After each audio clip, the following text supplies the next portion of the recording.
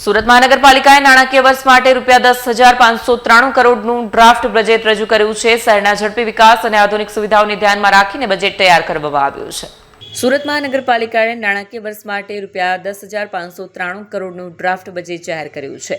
Draft બજેટમાં ₹5,073 કરોડનું capital budget ફાળવવામાં આવ્યું છે, જેમાં રસ્તા, બ્રિજ, ડ્રેનેજ, પાણી પુરવઠા અને અન્ય મૂળભૂત સુવિધાઓનો સમાવેશ છે। ટ્રાફિક સમસ્યાના ઉકેલ માટે શહેરમાં નવા આશરે 8 ફ્લાયઓવર બ્રિજના નિર્માણની યોજના ઘડાઈ છે। તે ઉપરાંત ₹332 કરોડના ખર્ચે નવા રસ્તાઓનું નિર્માણ કરવામાં આવશે, જેથી શહેરના આંતરિક અને બાહ્ય વિસ્તારોમાં વાહન વ્યવહાર વધુ સુગમ બને। મનપાના અધિકારીઓએ જણાવ્યું હતું કે આ બજેટ સુરતના સર્વાંગી વિકાસને ગતિ આપશે અને નાગરિકોને વધુ સારી સુવિધા ઉપલબ્ધ કરાવશે। કેમેરામેન હકીમ શેખ સાથે વસીમ હાસમીનો રિપોર્ટ, આઝાદ ન્યૂઝ, સુરત। સુરત મહાનગરપાલિકાના આ વર્ષનું બજેટ આજે રજૂ કરવામાં આવેલ છે। એમાં 10,593 કરોડનું આ જોગવાઈ કરવામાં આવેલ છે અને ફર્સ્ટ ટાઈમ જે છે આવા મોટી એક રકમના બજેટ એસએમસી તરફથી રજૂ કરવામાં આવી રહેલ છે।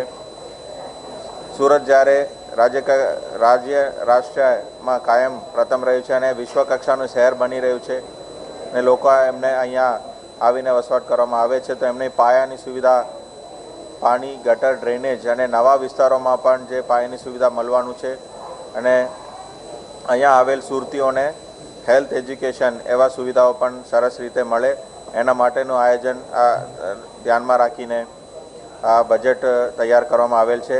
એની અંદર સ્લમ ફ્રી સિટી છે, ડર્ટ ફ્રી સિટી છે અને અફોર્ડેબલ હાઉસિંગ, દરેકને ઘરમાં લઈ રહેવાનું સુવિધા મળે એના માટેનું પણ ખાસ ધ્યાન રાખવામાં આવેલ છે અને આવતા જે નવા પેઢી છે એમને ડેવલપ કરવા માટે શિક્ષણના જે સુધારો કરવાના છે એ પણ ધ્યાનમાં રાખવામાં આવેલ છે અને સ્લમ વિસ્તારમાં રહેતા લોકો માટેનું મોબાઈલ ક્લિનિકનું પણ આ બજેટમાં સમાવેશ કરવામાં આવેલ છે।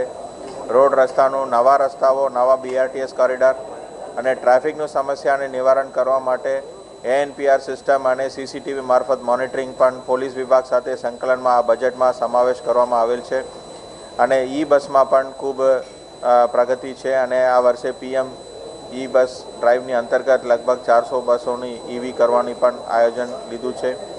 એટલે ક્લીન અને ગ્રીન સુરતનું પણ જે આયોજન છે એમાં આ બજેટ ટાર્ગેટ કરી રહ્યું છે અને સ્વચ્છતામાં દર વર્ષમાં આ વર્ષે પણ કામ થાય અને લોક ભાગીદારીથી ડોર ટુ ડોરમાં કચરાનું જે વર્ગીકરણ છે એ થાય, જેના થકી આપણે લોક ભાગીદારીથી સ્વચ્છતામાં પણ ફરી નંબર 1 બનીએ એવી અપેક્ષા સાથેનો આ બજેટ રજૂ કરવામાં આવેલ છે।